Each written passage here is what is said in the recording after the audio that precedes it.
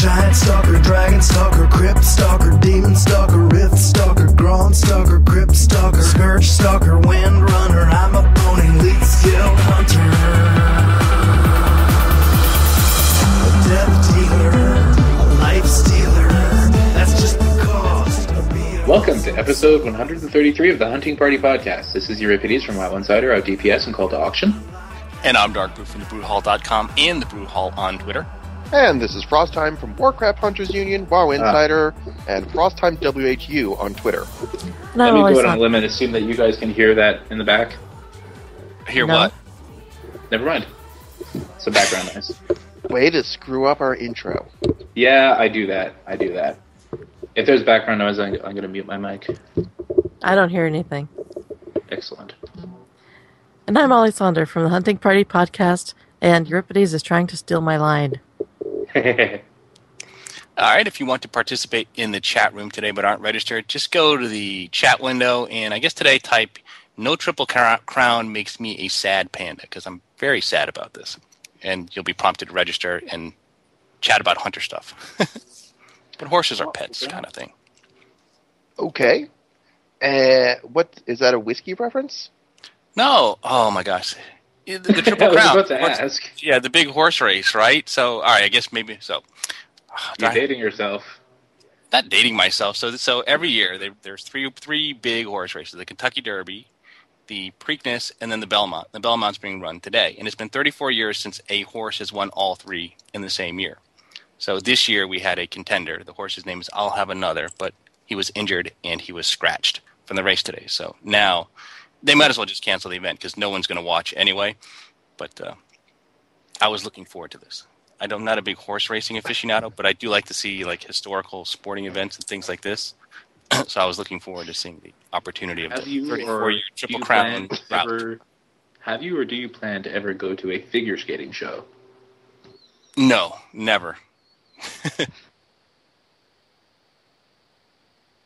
All right. Well, we are joined today in the live chat room by Ablian314, Adassa01, Aspects, Bellasky, BM Jager, Shiami, Chuck Hunter, Elapide, Focusshot, Foxtrap05, Firedog240, Get the Great House 2, Havtor Induates, JC Sway, Calvin and Hobbs, Milandor, Moetio, Moon Tears, Mr. Ranged Killer -1, Ollie Runner, Premox, Slugslinger, Telethar, Taxden, War Vinny, several anonymous guests, and as always, your lovely moderator, Ollie Sonder. And if you have a question for us or a topic you would like us to discuss, please send it in a private message to Ollie Sonder, and she will rank your question based on your answer to this question, which is, what do you think is going to happen? What results will come from the 25-man all-hunter raid that will hopefully be running tonight?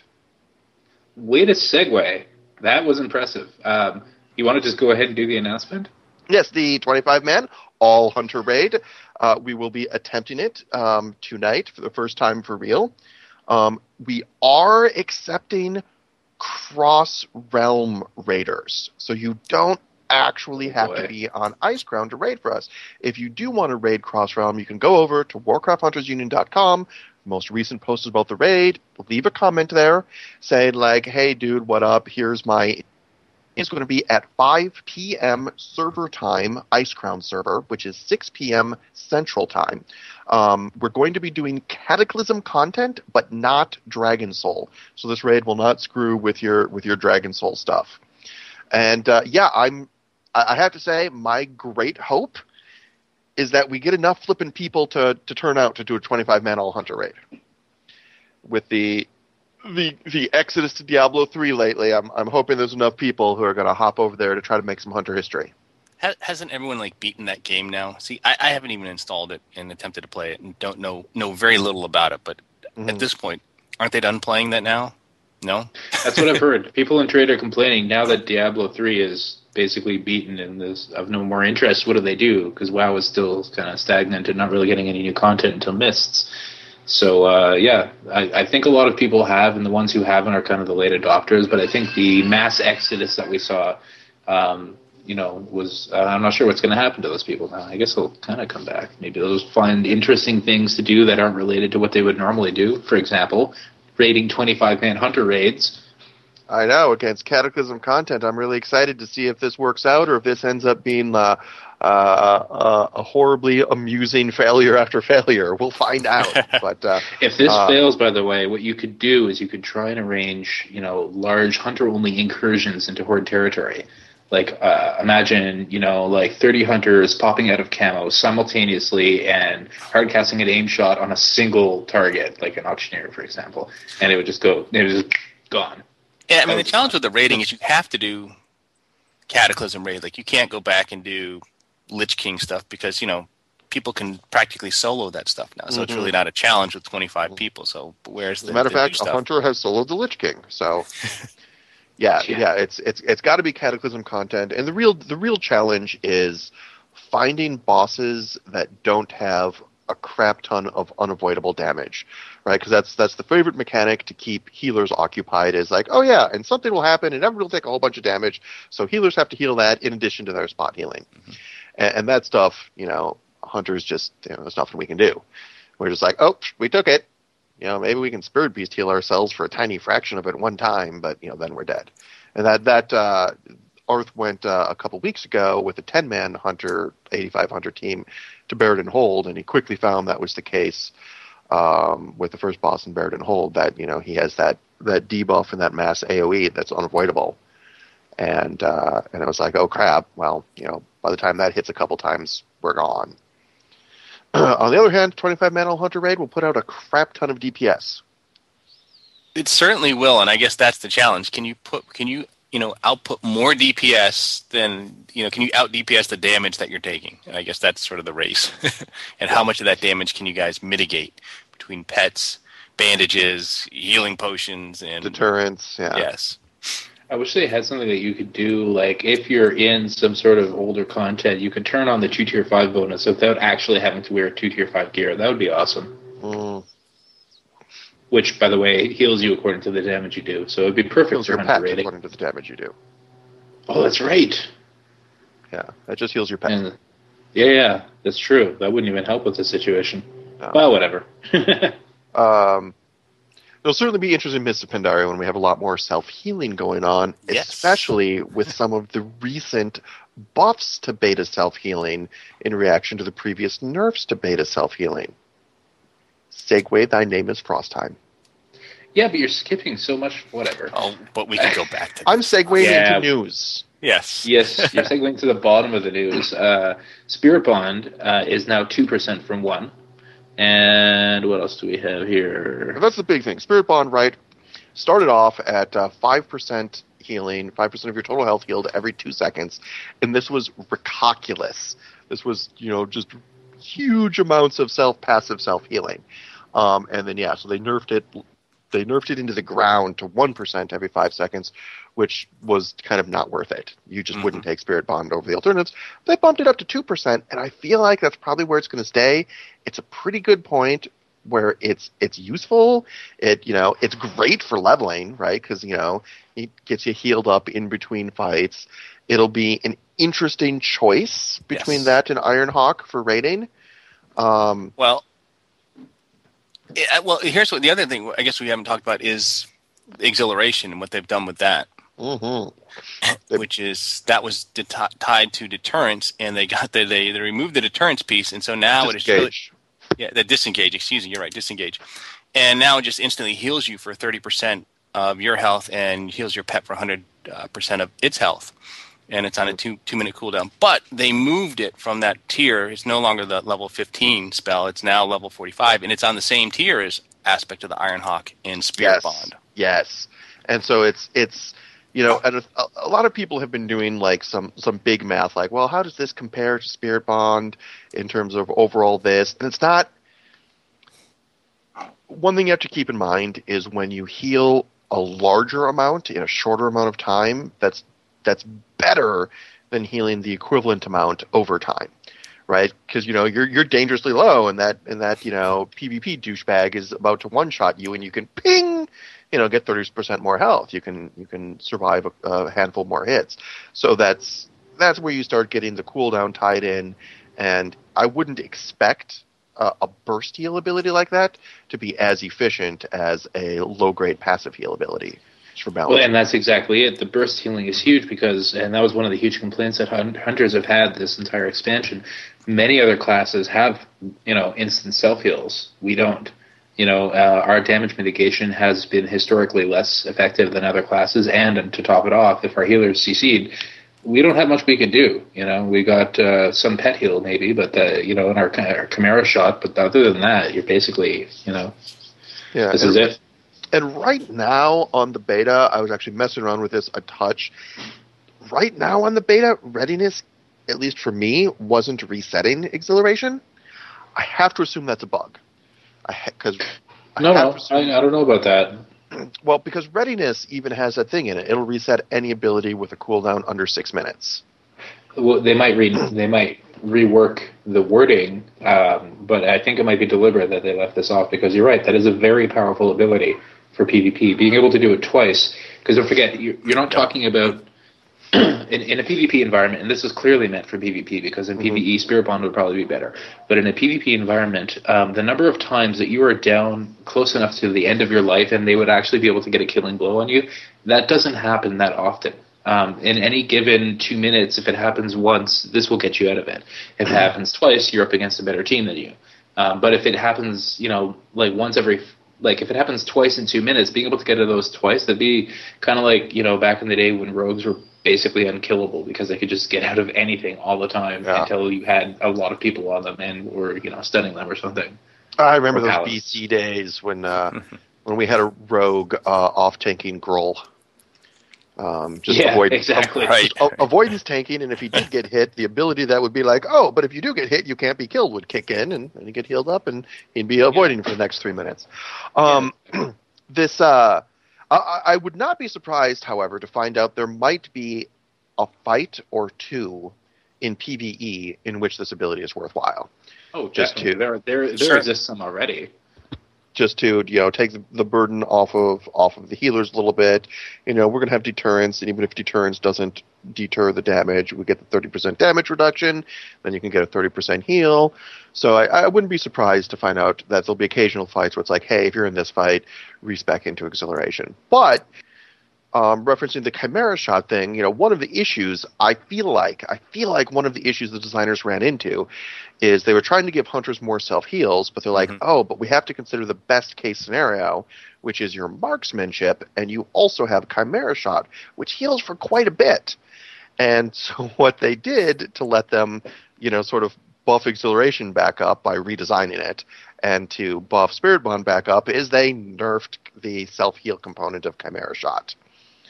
Yeah, that's always felt like an equivalent to, that's basically an equivalent to Spirit Bond, anyways. It's something that you're always going to fire a Chimera shot when it's on off cooldown if you can, if you're doing your job properly.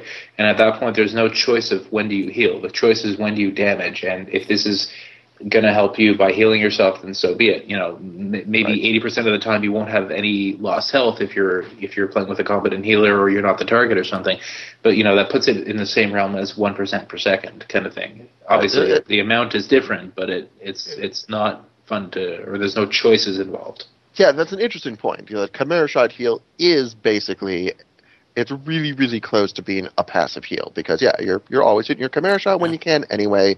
It used to give you a 5% self-heal. It dropped that down to 3%, but they also nerfed the glyph of Chimera shot, which boosted the self-heal by 5%. Right. So they dropped that down to 2%. So now with the glyph, you get a maximum of 5% self-heal per Chimera shot. And frankly, I am happy they made this change. This is what I wanted. I wanted them to nerf the Chimera shot self-heal so that they could buff the self-heal that's available to every hunter spec. I think I would almost agree with that because I think that it's not necessarily the case that Marks is going to be the PvP spec of choice. Mists of Pandaria. I think that there might be different. I mean, who knows what it's going to look like at this point?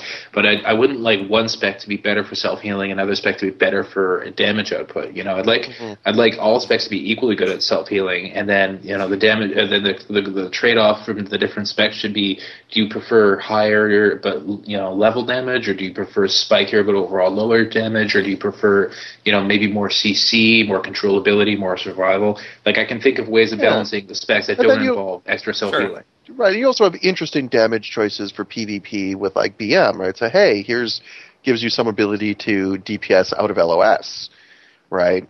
So there's some other interesting options with how you deal your damage. Yeah. But yeah, I absolutely agree. I'm happy that they saw Spirit Bond, that we saw Spirit Bond buffed. I obviously would have preferred it to end up in the 3% range. Yes. But I suspect it's going to be 2%. I suspect that's where we're going to be. Hunters are not meant, it appears by design philosophy, to be a really strong self-healing class. And the reason is we're supposed to be a really strong control class with the ability to stay at range and keep people away from us.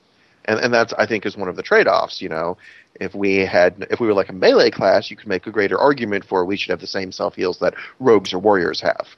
But we do have some additional ability to, stay at range and DPS on the move really, really, really well. Yeah. And I think we clearly needed more self-healing, but we don't necessarily need the same self-healing that rogues or warriors have. Yeah, I mean, conceptually, I kind of like what they're doing with that tier, and that you've got that sort of instant self-heal, you've got that sort of steady passive healing, or you can choose just to do sort of a steady stream of damage mitigation. And I have a funny feeling, I just have a feeling that steady stream of damage mitigation might end up being the route to go with PvE. Obviously, we'll have to wait and math it out, and there'll be a right answer there. But my hunch is, in raids, most of the encounters will just want Ironhawk. Yeah, I think I agree with that, 'cause especially when you think of an encounter taking maybe 5 minutes on average in a raid. I mean, a 2-minute cooldown means you're probably only going to use Exhilaration once in a fight, and you're probably not going to get to use it beyond it, because you're not going to need to use it, hopefully, immediately, like right off the bat. So I think a minute or so into the fight before you use it. Maybe twice at most. I think my hunch is what we'll see is there'll be the occasional fight that has some crazy giant amount of damage. Like everybody takes 90% of their health in damage, and the kind of thing like, the first time it happens, you deterrence. The second time, you exhilaration. Then you deterrence again. Then you exhilaration. Something like that. What was the name of that? This like on our guild, there was a second to last fight in the Blackwing Lair. We used to do Chimeron. Yeah, that's what I was thinking about too. Yeah, where it brings it down to 1 hit point. You got to get up to 10%. Yeah, right. Exhilaration, fantastic for that. Obviously, it's not going to be that important by that point because it's already outdated. But if they have, they like to mix up some of the old mechanics that they've used before with some of the new encounters. Like, obviously, they always put in new mechanics, but it wouldn't surprise me to see a mechanic like that or, at some point in the future. So this is a good example of, So anyways. Yeah, but I also thought the biggest news to come out of the beta, I think, since minimum range being removed happened. Which is just a huge, huge, huge buff to hunters in that they finally fixed the dwarves' frickin' racial ability. Gun specialization, where dwarves got a 1% crit bonus when they were using a gun, but guess what? We're never going to make, in all of Cataclysm, guns be the best flippin' weapon of any tier. And they finally went, you know what? I still have issues with that, by the way. But they renamed the gun specialization to Crackshot, and you now get a 1% expertise with any ranged weapon. Obviously, we'll still just use guns because guns are not sissy. But with any ranged weapon, and you got to keep in mind with the way expertise works, getting a 1%, the way it works in Mists of Pandaria, getting 1% expertise is basically the equivalent of getting a 1% hit. Another thing I'd like to, yeah. It's about time, though, that they address that. I mean, yes, like I said, you still want to use guns, of course, but the expertise is nice. It'll save us on some itemization, certainly. And give us what they could do, though? You know what they should have done? Crackshot should have been kept as gun specialization and been activated only when you have transmogrified you either use a gun or transmogrify your weapon into a gun. Yeah, that could have been that would have been more accurate, because in my opinion, now that they have transmogrification, let's make some dwarven mechanical gun reasons hunters to do it. Yeah, of course, you would get some people complaining, oh, but I want to use my sissy elf bow because I worked very hard to get it, and this is my favorite looking bow, and it matches my pants. And those people would have to live without expertise, which I believe is fair. It's worth noting that trolls who had the bow specialization got the exact same ability. Instead of 1%, I think they had 1% hit with bows.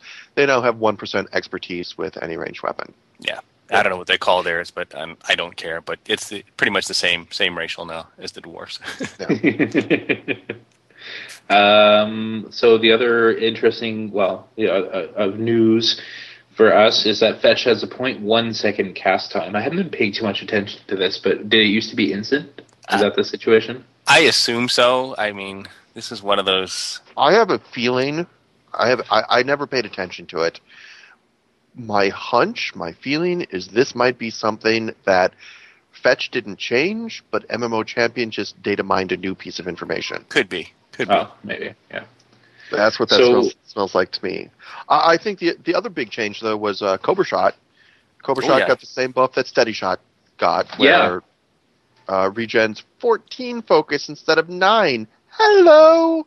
Yes, and that's a nice change because we sort of wondered about that a couple weeks back when they did the steady shot change, and what would that mean, and would we want to mix in a steady shot if you were survival or beast mastery, and this settles that debate. Well, it was also, no, you can't. They don't have steady shot. Oh, that's right, they don't have steady shot. But yeah, so it just took like an extra week for that change to get implemented. Yep. But yeah, so I mean, it's really nice to see. There was a handful of complaints in the class feedback about not hunters kind of wishing they had more focus regen, which, to be frank, will probably always be the case. If you have a limiting resource, you'll always want more. But we saw in the last tier of Cataclysm, they just kind of gave us that via set bonus, and now they're going to just bake that into the abilities. It is interesting that they did bake it into the ability rather than changing the base focus regen. So you still have to, fire those shots, but we can do it in melee range now. So even for PvP, it's not too bad. It still means that PvP doesn't get the focus regen boost when they have people pillar humping and hiding out of LOS. And that's probably okay because you're not going to be spending as much focus in those situations. Unless you're BM and you're, trying to kill command. Right.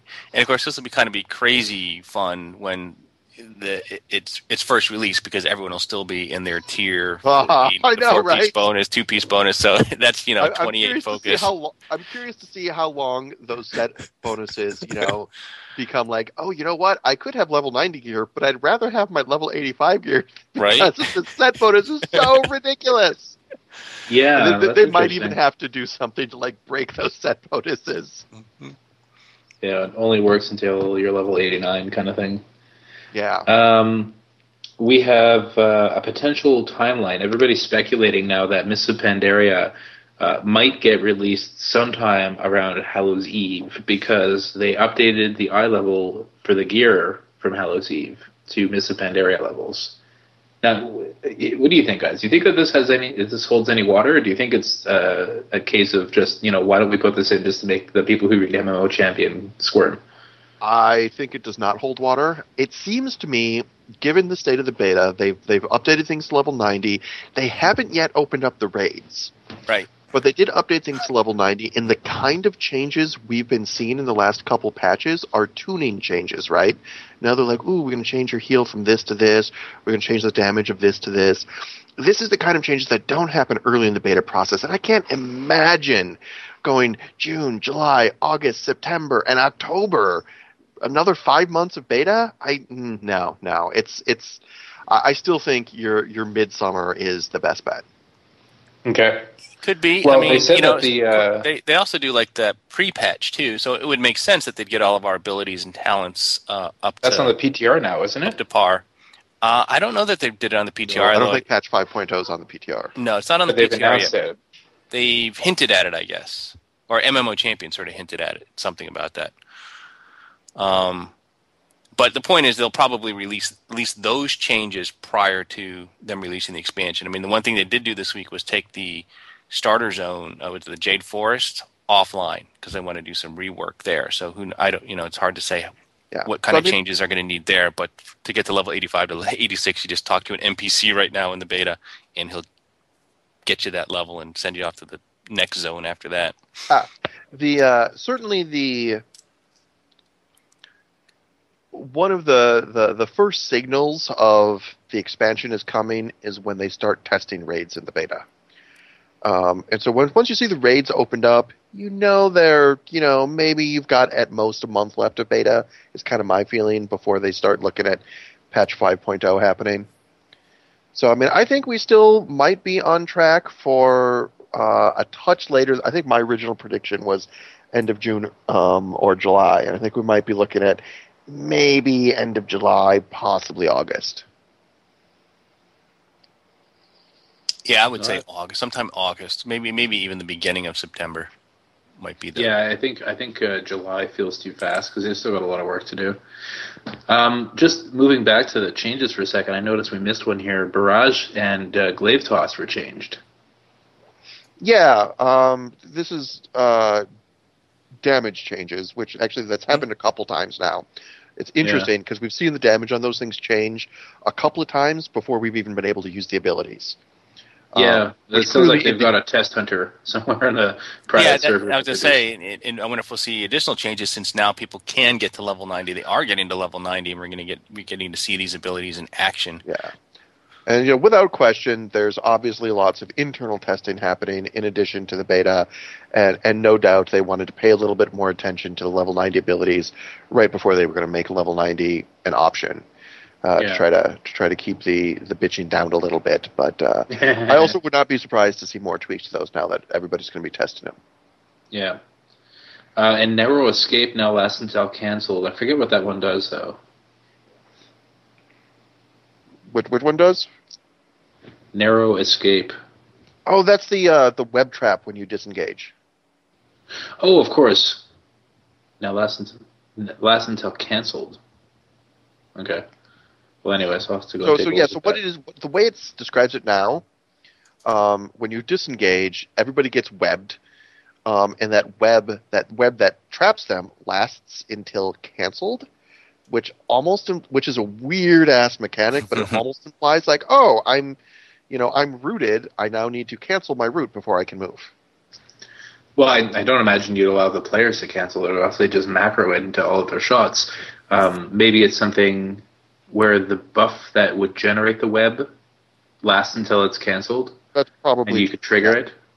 It's probably it's probably some kind of thing that is not meant to be on the tooltip. That is some weird wording. Or maybe they're changing it altogether. Maybe disengage isn't going to web people near you anymore. That seems like this game has many examples of things pouncing or jumping through the air, landing, and then doing something to everybody in their immediate vicinity. No. I just opened it up and I'm reading it now, and now it says when you disengage, you also activate a web trap, which means you probably lay a trap down. Oh, well, there you go. That my hunch. Make sense. Okay. I have not played with this at all. Okay. Well, that sounds kind of interesting. It's kind of like a reverse charge or reverse leap or pounce or whatever. Instead of, going from somewhere to wherever you're going, and when you land, all kinds of mayhem breaking out and stuns and roots, you'll have the exact opposite. Anybody who gets within close enough to you that you can disengage out and leave a trap in your wake, it's like you leave this horrible tangled mess where you were, and you stand back and shoot carefully. I like the idea. There's a bunch of pet changes here. Dark, you put in a note saying that you think that the strength and agility buff was removed from the game. Was this one of those? Was this on the list of buffs that they said they wanted to have? I speculated that because they changed, the buff, that the Spirit Beast, and then Roar of Courage, which was the one that the cats got, and both those, like Roar of Courage now grants the mastery instead of strength and agility, and my sense was that the strength and agility, I think, is just gone away as a buff in the game entirely. Like, we didn't lose it for the sake of losing it. That nobody brings that. Actually, let me pop over to WHU and pull up the list that they originally had. Yeah, and I think this didn't increase it by a percentage. It increased it by like a specific amount. Yeah, it was a flat number increase. So the new raid list is No, there's still the 5% strength, agility, intellect buff. Right, and we have that through our shale spiders. Right. That's like the blessing of kings or whatever. Then there's So we stamina, attack power, spell power, haste, spell haste, crit, and mastery. Yeah, so that buff was removed. They're just catching up by making sure the pets still have a useful buff to bring. And I'm thrilled that we can bring the mastery buff. Yep. And we've also gotten 10% melee and ranged attack speed on a couple of pets, so that's always a good one to have. Oh, the Spirit Beast is the one that got that new Spirit Beast blessing. That one's different now. No, I think that's the same as the cat one, Roar of Courage. Okay. Because I think what it is, it's worded poorly. It's not increasing their mastery by that number. It's increasing their mastery rating by that number, which turns into 5 mastery. Gotcha. So, another change on the minor glyphs list here. The glyph of Feigned Death is gone. Yeah, Feigned Death and Scare Beast glyphs are gone, which I think is fine. I'm a big fan of this. Make your minor glyphs cosmetic stuff. Yep. That they're called minor. Let them be cosmetic. And you know what? Glyph of Feigned Death is now turning into Glyph of Fireworks, and I'm totally taking this puppy. Teaches you the ability, fireworks, to launch fireworks from your gun. That'll be awesome. Yeah, I could use that. We're totally using that in the WHU Hunter Guild. You can believe that. Get a few hundred hunters launching fireworks out of their guns. Woo! Yeah, denial of service attack on my video card. Yeah, so that's once again a cosmetic minor glyph, which we've seen several of. Feigned Death was entirely too mandatory. Nobody would ever not take Glyph of Feigned Death. It doesn't matter what you were doing. Yep. Yeah. So that's the kind of thing too, where you wonder, is it worth it does Blizzard just consider, reducing the cooldown on that to match what it was with the glyph, since everybody had the glyph, and everyone got used to playing with the glyph, almost as it was like baseline for the spell. And this is why I'm such a big fan of the minor glyphs just being cosmetic stuff, because once you have even the tiniest functionality, the tiniest use of the minor glyphs, suddenly you have mandatory minor glyphs. That's why I love the glyph of Aspect of the Cheetah. I kind of wish they just baked it into Aspect of the Cheetah, because as far as I'm concerned, now as we're getting more and more of our minor glyphs being cosmetic, well, now Aspect of the Cheetah, that's going to be mandatory, because that could sometimes be useful. But so they also got rid of Glyph of Scare Beast, which they changed to the Glyph of Stampede. So I wouldn't have minded them moving that up to a major glyph or something, or I don't know, because really tough enough for that. Because the major glyph has maybe buffed it up. Yes. What, Glyph of Stampede? No, Scare Beast. Oh, Scare Beast. Scare Beast. Maybe something to make it instant. I would have, if they could make Scare Beast instant, that would be awesome. For a major glyph, that would feel balanced. Even though you wouldn't use it a lot, when you do use it would just be so awesome. So the Glyph of Stampede now says that your Stampede no longer summons pets from your stables, and instead uses copies of your current pet. And the interesting thing is, the first thing they all thought about this is because if you're a marksman or a survival hunter and you have an exotic pet or two in your active stable, for your BM off spec, those don't come out during Stampede. So a lot of people are like, oh, this glyph is the way to fix that. But then Ghostcrawler stepped in with a blue post and said, no. We're setting up Stampede so it will not screw you. It only screws your opponents. Stampede is set up so that if you have some exotic pets or empty stable slots and you cast Stampede, it'll fill those slots with copies of your active pet so that you always get the correct number of pets. Now, there's still some speculation about, you still might want to sort of micromanage your Stampede by controlling, do I want pets that all have ferocity specs in my stable or this or that? And in that case, if you're worried about having tenacity pets in your stable, you can just use the minor glyph of Stampede, make sure it's all copies. It also makes it much easier to have an army of spore bats coming out. Yes, you don't actually have to have 5 spore bats. You could just have one in the glyph, and you're good to go. And believe it or not, there have been I've actually seen several disappointed hunters about this, being like, no, I know, that's cool and everything, but God damn it, man! I've spent the last 2 months collecting 5 copies of Loknahawk so that I could have us 5 Loknahawk Stampede. Now I'm just gonna get it. Damn it! And a lot of that's hunters funny. have been collecting stables just for Stampede of getting lots and lots of copies of the same thing. Although, of course, as Rec in the chat room just says, but I want my sport bats to all have different colors. And you still can. And you still can. Yes. But You just if have you to go and do that work. Yeah, but if you want to just have a Stampede, it's the same thing, either because you want, to do the ferocity thing, because you're going to have a bunch of tenacity or cunning, which are no longer going to be almost the same damage in your stable. That's an option. Or if you want it for cosmetic reasons, which, hey, it's a minor glyph. Cosmetic. Go for it. Hey, going Yeah. back to that glyph of Scare Beast, I think I would like officially for my position is officially that they should rename it to Glyph of Animal Husbandry, and it would give you a new ability, Tame. This sounds like an Tame ability Druid. that lets Euripides have sex with feral druids. No, it would Tame Druid would be a temporary mind control that would only allow you to use the same commands on a feral that you could use on your pet. And it would make Scare Beast instant and get automatically applied when the tame. Well, maybe not automatically, but yeah, like put those two together and make it a major glyph, and then I would take it. Even though I can only use it maybe a third of the arena battles I go into, I would have that. That would be a non-optional glyph in my life. Well, actually, that's an interesting point, because they are making a change to arenas where now, when you're in the waiting period before an arena, you'll be able to find out what classes and specs you're facing. Ooh. So you That's will know right. if you're Okay. facing a feral druid or not, and you Well, can you'll know if adjust. you're facing a druid, not feral. No, it said it would tell you the spec. Really Yeah. interesting. And so it just said the class and spec, but you won't know their talents or glyphs.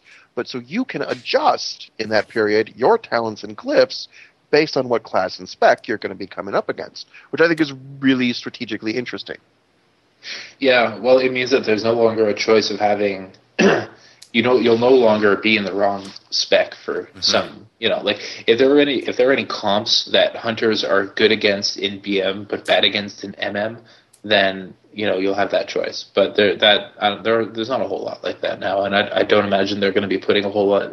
But yeah, if I had the ability to switch my glyph out, I don't know what I would trade for it, but switching a glyph that would allow me to just completely, pwn the enemy feral constantly. Like you're either terrified running away, or you're happily munching on your healer, or you're scattershot or trapped. Then I would absolutely do that. I know, right? Who wouldn't take a glyph that lets them completely invalidate a class? Maybe they won't put that in the game, but if they did put that in the game, okay, at least one of them, at least Tame. Because that would be like a mind control. Maybe it can be channeled. Mm-hmm. No, Yeah, it wouldn't be it could- channeled. It wouldn't be able to be. I like the idea of it being a weak mind control, right? It's a mind control that you can use on the feral druids, but you can't actually use all their abilities. You can just command them like you can a pet. Right. Yeah, I mean, you could Or use maybe it Shred. just automatically attacks whatever your pet is attacking. Yeah. Well, they could be like Stampede. If you have a feral druid tamed and you cast Stampede, you get 5 copies of that feral druid. There we go. We need a major glyph of Stampede. That's just if you cast Stampede, any flagged feral druids join the Stampede. Right? It's like, the call of the wild! Rah! Oh, that would just be so awesome. Why did they not let us design this class? Well, they might have some balance issues there. right. And in all fairness, your mind control just needs to last long enough for you to run the feral druid off of a cliff somewhere and have them plunging to their death. That's really all you can need. do that. That's what they do with regular mind control, but you can't do that with pets. Pets don't path the same way. Right. So you can tell your pet to go somewhere, but the bottom of the cliff, it automatically the little targeting reticule slides all the way down to the bottom, and then it's at a range. So you can't tell your pet to go there. And even if you had unlimited range, it would just find the safest route down or teleport there instantly. It wouldn't, take any falling damage. Pets don't even take falling damage, I don't think. So that's the point. It wouldn't be a real mind control that you could just send someone careening to their deaths by doing something stupid.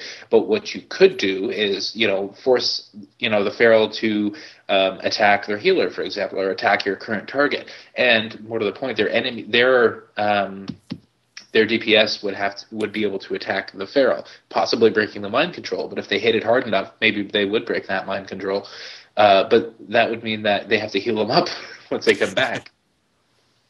Anyways. So on the subject of the cosmetic changes, one final cosmetic verification that we got is hunters will display with when you're just running around, you'll display with your ranged weapon sheathed on your back. So hunters will not have naked backs now that we don't have the melee weapons. Yeah, that's a nice little change. Probably doesn't bode well for any kind of quivers or things getting displayed, which people still ask for ever since the quivers became bags that we just stored. Which is so weird. I was so happy when the quivers went away. Because I'm like, dude, I use a gun. I don't want a quiver on my back. I'm not reaching back there for some bullets. That's where you keep your cat food. Or bear food, I guess. Darkwood, did you have something you wanted to say about Stampede, I think it was? No, other than to say it's nice to see that they've thought about the potential issues and limitations with A, not having 5 pets in your stable, and B, being beast mastery and having exotic pets in there, that they find a nice, they planned for that and didn't leave you hanging. Yeah, that was good. Well, do you think we should pop over to the Q&A? Is there any other major things? There's some minor stuff that we skipped, but who cares about that stuff? I think it's time for Q&A. Yeah, let's do some Q&A. So I don't have access to you guys. You're going to have to read it to us. All right, well, the first one is from Chuck Hunter. He wants to know, is the WH Guild still recruiting? And if so, what's the current level cap? And he said, obviously, I'm just getting back into WoW. And he's still catching up on recent episodes, a.k.a. sorry if it's a stupid question. No. Yeah. Not a stupid question. The WHU Guild is open to all Dwarven hunters at any time. You're always welcome to go to Icecrown, join /WHU, the custom WHU channel, and you can just ask for an invite there. There will just about always be somebody from the WHU Guild online who can get you an invite. Right now, the level cap is level 85. We have completely removed the level cap. But be aware that right now the plan, I don't know what level you are, but right now the plan is to have one more in-game event, not counting the All-Hunter Raid. That's a separate thing. We're going to have one more big in-game WHU event at level 5, because, we want to have one at level 85. And then we'll probably still periodically do WHU Guild in-game events, but we're going to start another WHU Guild that's going to be for baby hunters, and we're never going to let that level cap get up really high. That'll be for baby low-level hunters only. We haven't decided where we're going to end up leaving the level cap on that one.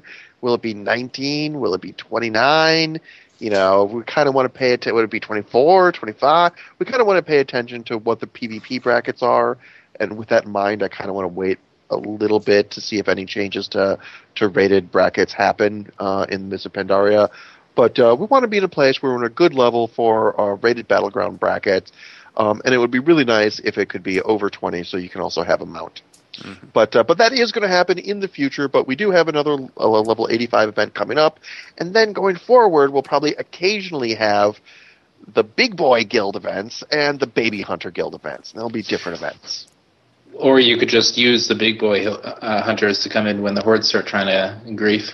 You could be like, hey, look, there's a bunch of level 20 hunters taking down, I don't know, Leviathan or something. And, of course, the hordes show up flagged and do all kinds of horrible, stupid things. And you could be like, all right, everybody switch to your mains, come back, ruffle stomp, and then switch over. Don't make me get my main. Yeah, don't make me get... That's what you should name the little baby guild.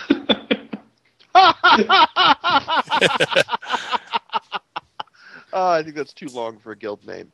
But no. Although historically, when we were back in the 20s and we had level-capped horde griefers coming, there's just so many of us, we still were able to take care of them. Yeah, that's true. All right, the lag factor, no matter how many of them they bring, it's you cannot, you just can't. your graphics card just chokes and dies. There is that. Well, there's also something like a lot, like you keep hearing like the videos get posted or something, and there's always some dumbass who's like, dude, I would just come in with my mage and AoE them all dead in like 3 seconds. It's like, no, because there's an AoE cap, and every hunter and every hunter pet counts for that. So your big badass level 85 AoE is going to do like 10 damage a tick. So the AoE cap is our friend in those events. So let's see. Next question comes from Premock, who says, so I predict that 25 eye-level 398 plus hunters will face roll through BWD up until Nefarian, where they will find that Ghostcrawler has replaced the dragons and totally owns the group. Sad, yet epic. That would be wow, awesome. That's he's a lot more optimistic than I am. Optimistic in several senses of the word, because there's going to be a few challenges getting up to Nefarian, and optimistic in the sense that even if you guys were able to get it, it would be awesome if the developers actually took time to notice, player generated events like this and maybe program in a few Easter eggs for them, like, hey, we see what you're up to, and here's something for your trouble kind of thing. But that gets into the I don't know, maybe a little bit too much of the role playing aspect of it. Yeah, I think Chimeron's going to be a challenge for the all 25 hunters. Yeah, there's a lot of things that are a challenge for the all 25 hunters. So Premonk's question is, he says he brings out his Ravager in raids because raid checklist tells him that the group is missing the 4% physical damage debuff, which is a good thing to do. Whereupon I am pilloried and very nearly kicked from the raid. The raid leader says to bring out the cat for the agility buff, which the tank is already providing. He said it's stacked, but Wowhead says no. Am I missing something? Does the agility buff always trump anything else? The answer is your tank is a dumbass who doesn't know. who does not I mean, the person. I assume the tank is the raid leader, and I'm normally a little reluctant to hurl insults at people for just not knowing mechanics, but anybody who's leading the raid and telling people what to do should frickin' know what they're talking about. No, agility buff and agility buff does not stack. Yeah, they definitely don't stack. The same buff. Be aware, I mean, there is the 5% stats and the agility buff, which are different things, but yeah, if your tank is, if you got a Death Knight bringing that buff, you are not getting any benefit from having a cat bringing the same buff. Nope. And if they are not sure of it, you can tell them to go and check on any of the raid comp calculators, which they should be doing already if they're running the raid. Or you can tell them to email Frostheim. Or just listen to this episode about 48 or 49 minutes in where we call them a dumbass. Right. That might not get you the best result. I mean, occasionally here's a podcast where you know what?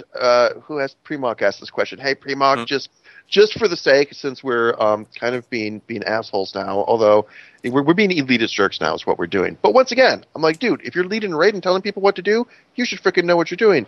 So, Premock, if you're in the chat room, let us know the name of your tank so we can call him a dumbass by name. Just toss that in the chat room, and we'll make sure we get that on air. I mean, occasionally you may, if you have multiple classes that can bring the same buff, it might be beneficial to have one not do it, depending on if it comes at the expense of their rotation, but I don't think this is one of them. without question. Oh, here we go. The tank's name is Dranosh. So Dranosh is a dumbass. He should not be telling people what to do when he doesn't know what to do, and you end up telling people the wrong thing. And definitely, what Dirk Brew said is right. Sometimes it's like, hey, I could bring this buff, but so could that guy. But that guy has to waste a global cooldown to apply it. So, but that's not the case with this buff. And if you're missing a buff, you're missing the 4% physical damage buff. Good Lord, get all the buffs. Yeah. So yeah. If anybody happens to see Dranosh in game, you can just be like, dude, what the hell are you thinking? The cat buffs don't stack.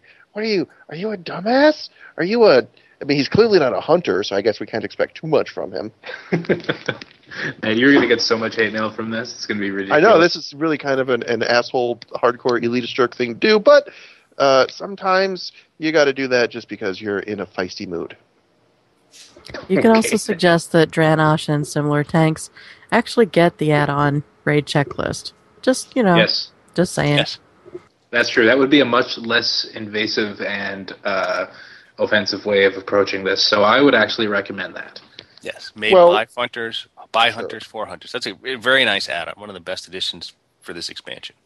Yeah, and certainly there's also just the it's more than just having an add-on. It's like, dude, understand how your buffs work if you're raid leading and telling people what buffs to bring. Because in this case, you have a raid leader who is actively telling you to use a buff that's worthless and not use a buff that your raid is missing.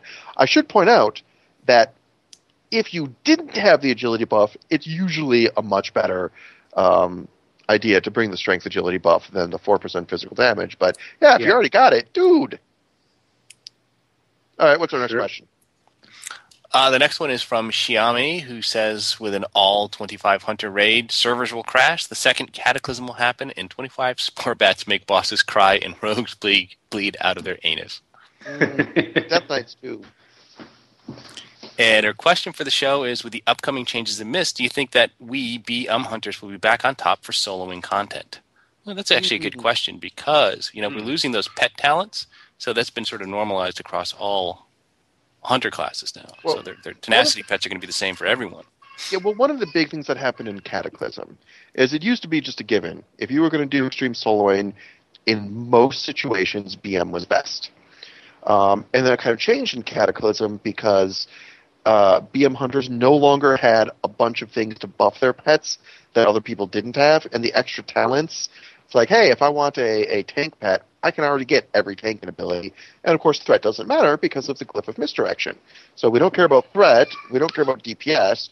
What we really care about is our ability to heal the pet and ourselves.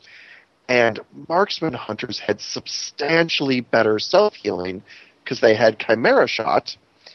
And because BM hunters have a chunk of their damage coming from Kill Command, which comes from their pet, using the Tier 5 two-piece bonus, that damage doesn't heal the pet, whereas a Survival or Marksman Hunter, their signature shot does heal the pet for 15%. In Mists, BM is definitely going to be better suited for handling trash because of Beast Cleave, so you're going to be a lot easier to have sticky AoE, although once again, if you're doing your job well, you're just misdirecting, multi-shotting, and fighting death. But I feel like you still have that situation where you will be able to get more pet healing out of a marksman or survival hunter. Because of that Tier 5 two-piece bonus is still around. And technically marksman will get better self-healing. But for that... Yeah, But, that makes sense. On the other hand, the difference, even in Cataclysm, that difference isn't huge. BMs can absolutely go self-heal to their heart's content. But there's no longer this situation where BM pets are radically tougher than marksman or survival pets that kind of went away after Wrath. Yep. All right, Darkroot, do we have any other questions? Oh, that's it for our Q&A for today. Do you want to do some quick listener email? Yeah, let's just get one of these out of the way at least. This is from McBurney. The question is, anytime he or she needs to get a pet out of the stable, they're never in a capital city. So how come nobody's written an add-on that will tell me where the nearest stable master is, no matter where I happen to be? That is a very good question. I don't have that problem often because as a max level character who PvPs and raids, I tend to spend most of my time in the same couple of areas. You have to go back to a city on a regular basis for the auction house as well. There's a few different... Anyways, this add-on sounds like it might actually be of use, especially when you're going into new zones and you're going to be spending a lot of time in places you don't know that well. Having a little add-on like this could be very handy. I know the information is already provided by the client. If you choose to, you can have it track... I think you can have it track stable masters on your mini-map, right, Derek? Yeah, you can, Yes. but that doesn't help you if you're in the middle. If it doesn't show up on your mini-map, right? Well, the point is, if it shows up on your mini-map, you can actually use it to you can use that data to create an add-on that would just put a little arrow and point you in that direction. Right. I do have to say I suspect if an add-on like this was created, because my first thought is, oh, we're looking for something to force Dark Crew to make. Maybe we should make a main Oh character. God, no. But I don't think this is a good one. I think it would be incredibly unused because now that you have that active stable, it's like, dude, I can have 5 pets, on hand, and I can cycle between them. And sure, sometimes you need to switch that out, but it's so seldom. It's really easy to do when you're hanging out whatever capital city you hang out in. Obviously, Ironforge is where the sexy men hang out, but a lot of people hang out in Stormwind too. Yeah, and the other thing too is, unless they've changed something, I mean, most of the time you're going to find your stable masters in towns and places that have flight paths and things like that. They're just not hanging out in the middle of a zone somewhere, so they're usually in logical locations like that. So if you know where the nearest, town or flight path is, chances are there's going to be a stable master there for you. Yeah, like go to the nearest town, look for an inn, and just head to the inn and have track on your mini map. You'll find it. But yeah, I have a feeling that there wouldn't be enough demand for it really to add on. All right. Well, I think that's just about the end of our time. We should probably go ahead and do our outro. Is there a title to this episode that somebody sent you last week? Or to last week's episode, rather? Last week we got an episode title for the episode. Honey Badger Don't Care. But I don't know if anybody submitted a title this week. Okay, so yeah, just a reminder, you guys, send us a title and maybe a short couple sentence description of the episode, preferably within a day or two before the weekend put online, and then that'll be the official title of this episode. Yeah, please. Like last week, it just happened that the title worked itself into the episode quite nicely. We had a couple of choices last week, and that's what we ended up going with. Thanks, Michelle, for that. Yeah. All right, so that's going to have to do for this week. You have been listening to episode 130, I guess 3 now, of the Hunting Party podcast. This is Euripides from OutDPS, WoW Insider, and Call to Auction. And I'm Darkproof from thebrewhall.com and the Brew Hall on Twitter. And this is Frosttime from Warcraft Hunters Union, WoW Insider, and Robot Central. Yes. And I'm Molly Sonder from the Hunting Party podcast. Check us out on iTunes, YouTube, Stitcher, or at our RSS feed to your reader. Links are available on the show notes. Ouch! Way to take my line. If you like us, please don't be shy about leaving us a review on iTunes or, I guess at this point, probably YouTube. Especially one where you mention how uncommonly hairy Frostheim's arms are. And I love it when he can't say this line because it's something wrong with his internet. You can submit a title for this week's show by emailing us at huntingpartypodcast@gmail.com and have your name mangled on air by professionals. That's always good. I like that. Stay thirsty, my friends, and remember to drink your dark brew lager. Don't forget to spay or neuter your feral druid. For the Horde. And don't forget to pay your dues. So you have to find out whoever's doing BitTorrent and go and punch them. Because there was like 2 or 3 minutes of you talking about soloing, the 2-tier bonus. I was muted because my kid was screaming in the background. I couldn't say anything, but anyways, it's fine. It'll work out in the wash. So let me ask you this. Does anybody have a little bit of time to hang around after the show to play with Google Hangouts? I can, yes. Okay, I tried to do a little bit last week, but I made the mistake of doing an open hangout, and there's random people who were not in any of my circles. It was weird. Everybody was just there and occasionally saying weird stuff, but not even trying that. It was horrible.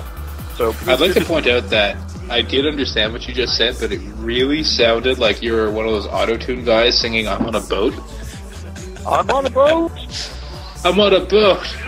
I'm on a boat.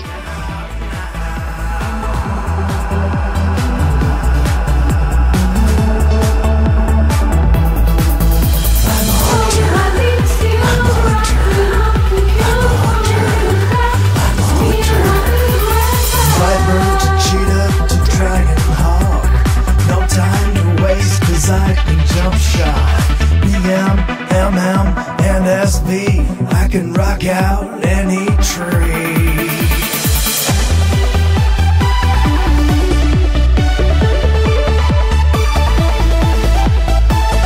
Never worried about my threat, 'cause I've got FD and misdirect.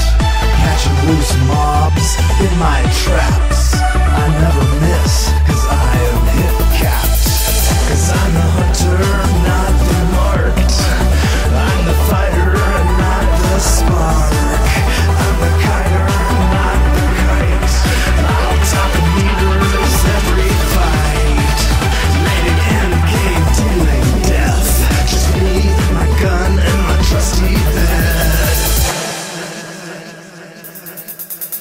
Now let's begin with Illidan, Osirian, and Gil'jadan, Magdamar, Asgalor, Gruul, Cthulhu, and Razorgore, Onyxia to Ragnaros. Which one have we killed the most? Kel'Thuzad to Malygos. We even killed Akama's ghost.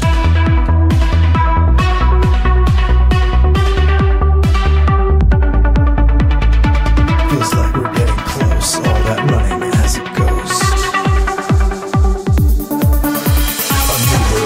Yogg-Saron, Therian, Sartharian, Magtheridon, Saphiron, Luciferon to Sulfuron, Archimon,